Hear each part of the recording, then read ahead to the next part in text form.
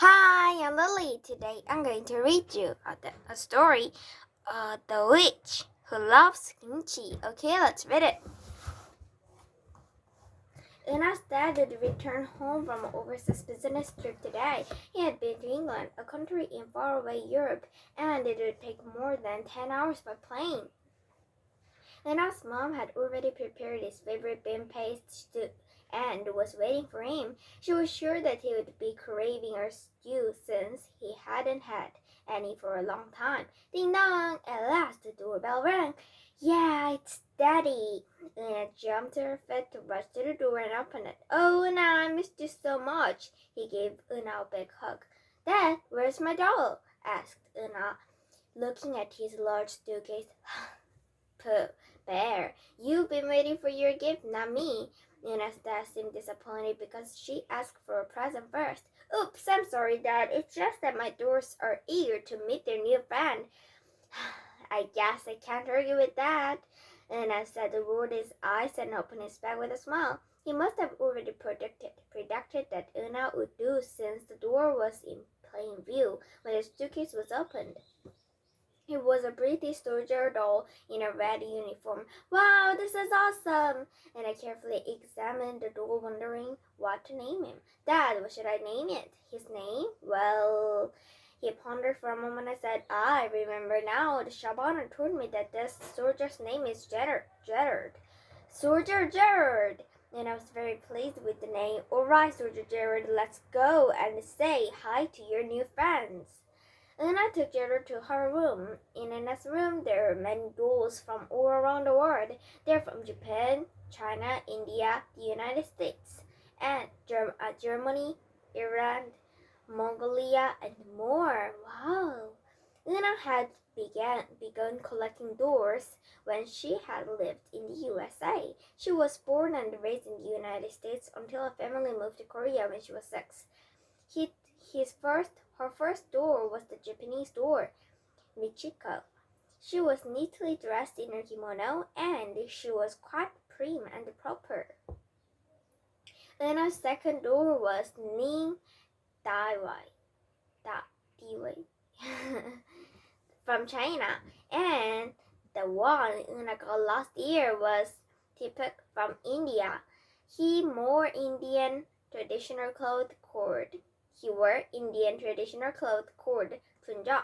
Hey guys, this is our new friend, Gerald. He's from London, England, and he was a soldier guarding a palace. Be nice to each other, okay? And I placed Gerald right next to Tip Cook. Oh, and at that very night, when she was about to go to bed, Una saw something moving beneath Gerald's chest. Am I dreaming? This can't be. Although she got the chills, Una rubbed her eyes and stared directly at Gerard. It was real. Una was certain that something was in Gerard's body. This time, it was moving around Gerard's hip. It seemed as if a living insect was in Gerard's body.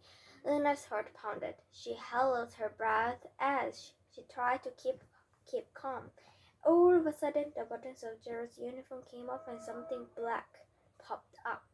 Well, I almost suffocated to death. The black figure took a deep breath and looked around. Could this be real?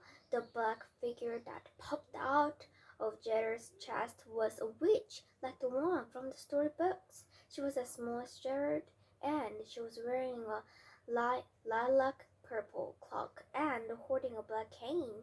Her blonde hair fell under her pointy hat and her plump cheeks were speckled with freckles. Luckily, she had a sharp nose, unlike the hooked noses that the old witches in the storybooks. Up close, she was actually even cute. Gah, I'm starving to death. It must be her habit of saying death because she finished another sentence with to death. Una stayed still and kept her eyes on Witch's every move. Lena felt afraid, curious, and confused at all once. Lena plucked up her courage and finally asked, Who are you? I'm a witch. Now, kid, do you have some kimchi? As soon as the word kimchi came out of the witch's mouth, Una covered her mouth with a grin. The witch was asking for kimchi, Una's least favorite food in the entire world. The witch tapped Una's head with her black cane. What is your problem? I'm starving to death. Can you imagine how cramped I've been traveling by plane for more than 13 years, hiding inside the tiny uniform of jurors? Besides, I had to shrink my big body during the whole trip. Suddenly, the witch's body grew like a balloon being blown up. Gee!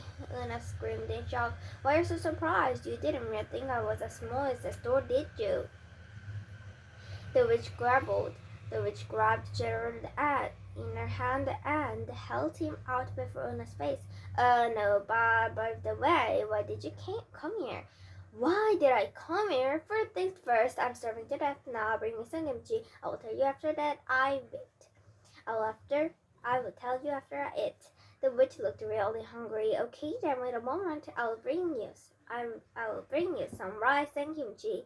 The witch leaned over and whispered in Una's ear, just bring me some kimchi. I don't need anything else. Una quickly went into the kitchen and opened the refrigerator.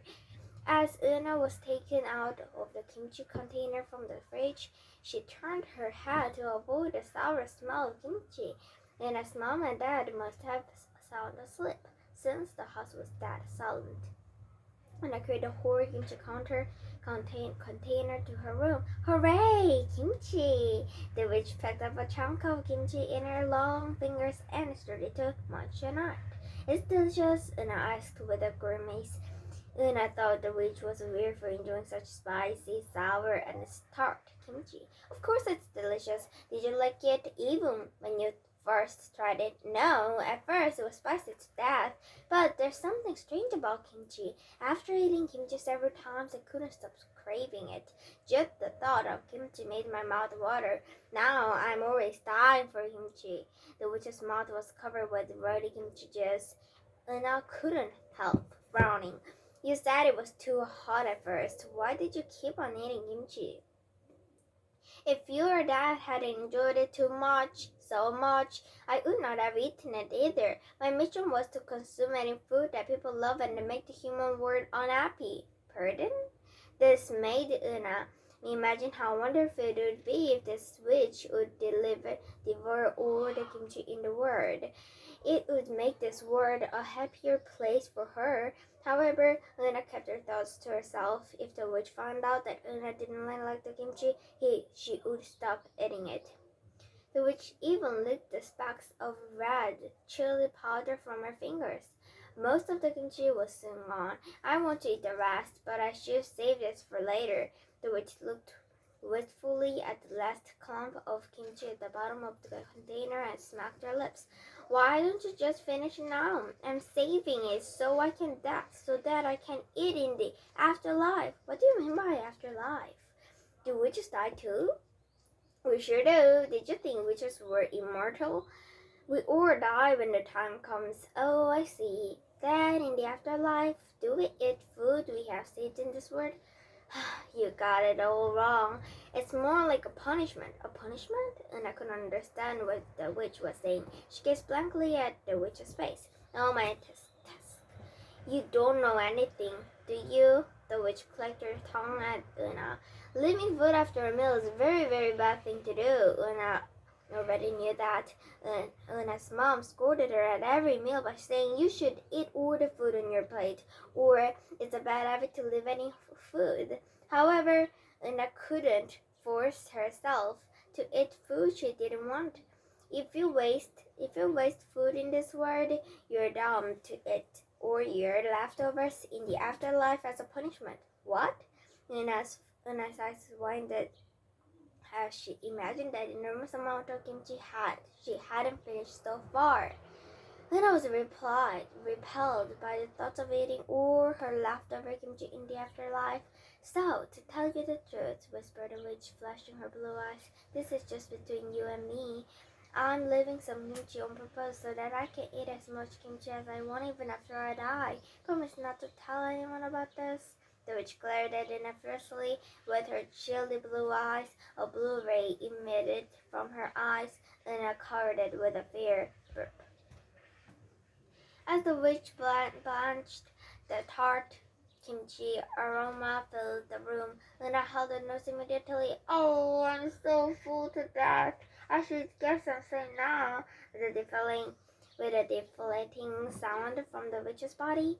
The witch shrank as small as Gerard. The tiny witch stood right next to her, just like she was one of the doors. Then she started to snore. It seemed like witches could sleep standing up.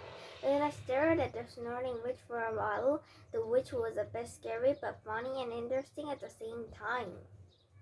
Anna's mom tilted her head when she was about to take out some kimchi from the container.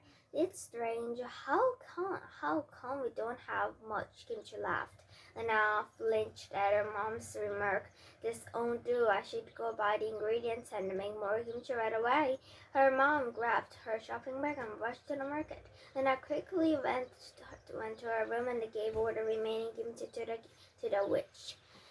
Eat all of it, quick, and leave right after, or else my mom will discover you. If that happens, you might be locked up in jail, or you might end up in a zoo because witches are mysterious. Zoo? You mean the place where lions and tigers are locked in cases? The witch turned pale. Yeah, so you have to leave now. Leave soon. But no, I can't. I can't come and go as I please. I can only move when a door moves. What are you talking about? Are you really a witch? I am a witch, but my job is to eat people's favorite food. Flying on a broomstick is not my thing, so it seemed to make sense after listening to the witch. I guess there's nothing we can do now. Then you will have to pretend to be a doll and stay here next year until my dad's next business trip. From that day on, I had to pretend to eat kimchi. She sneaked all her kimchi to her room and gave it to the witch. Her mom didn't notice it and was satisfied. Luna, you have finally become a Korean. Are you eating kimchi? You are eating kimchi. Mom, do I have to eat kimchi to be a Korean? Have you ever seen a Korean who doesn't eat kimchi? Luna gave us subtle nod. After several weeks, Una said, Honey, I have to make another trip abroad. I'm going to Russia this time. As if she had been waiting for this moment, Una promptly asked, Dad, why don't you take a Korean doll with you? Why? It should be nice to give a Korean doll to someone as a gift. It could also be a good chance to introduce Korea. Lena carefully executed her plan. Wow, now I'm so proud of you. That's a great idea. Her dad bought a traditional Korean bride and groom door set named Kapdur and Kapsun. Dad, I want to introduce them to my dolls before they leave. Lena took Gabdo and Kaptur and Kapsun and instantly went to her room. Quick, hide in here. The witch ducked beneath Kapsun's skirt. The white skirt fluttered. Then soon became still. Dad, what kind of food do Russians enjoy? Well, I'm not sure. And as Mom said, Honey, don't they enjoy vodka? I heard that Russians drink strong liquor to keep themselves warm during the extremely cold weather. Strong liquor? And I giggled as she imagined the witch acting all crazy because she was drunk on vodka. Bye!